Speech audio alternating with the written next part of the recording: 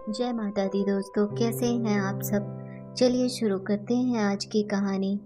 सुनीता कमरे में काम कर रही थी।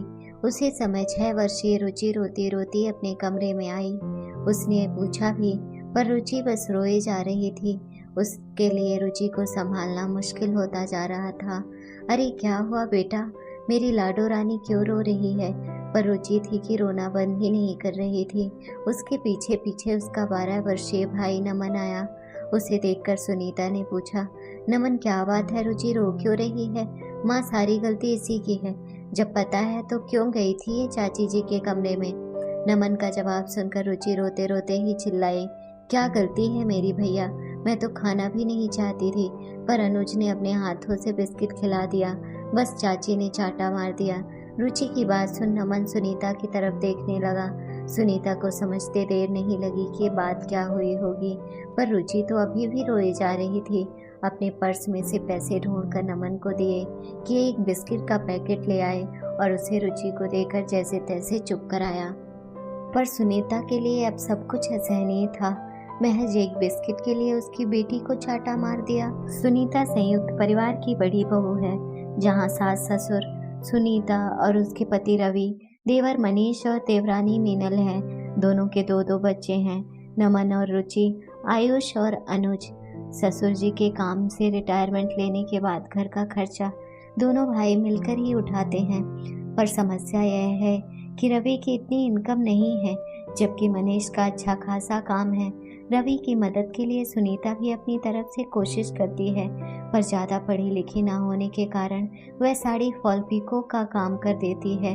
पर उसके बावजूद भी पूर्ति नहीं होती, क्योंकि एक्स्ट्रा खर्चे जैसे माता पिता की दवाइयाँ, बहन के ससुराल में कोई प्रोग्राम होना, मेहमानों की आवभगत के लिए खर्चे करना आदि रवि और सुनीता को ही देखने पड़ते हैं।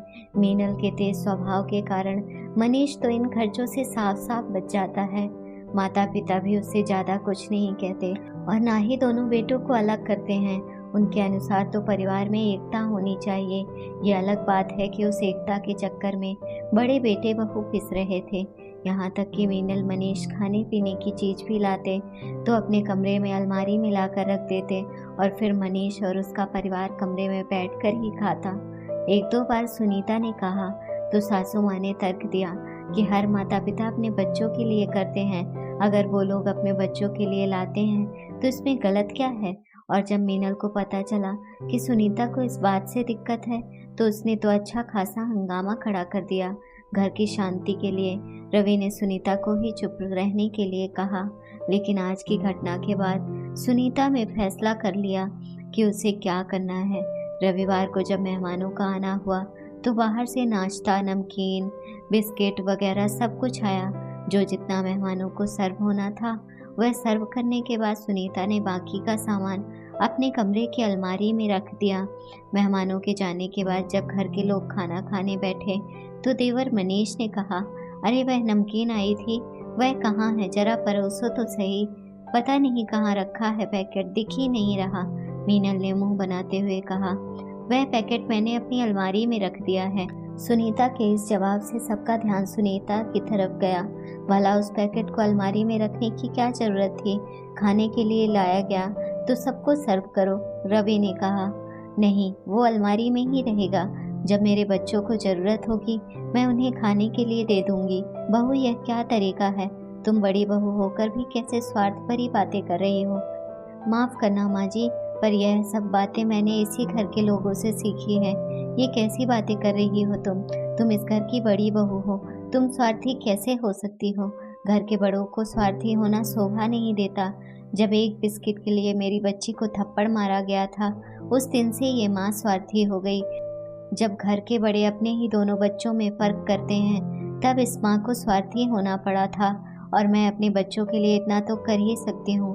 और वैसे भी माँ जी, आप ही ने तो कहा था कि माता पिता अपने बच्चों के लिए इतना तो करते ही हैं। इतना कहकर सुनीता अपने कमरे में चली गई।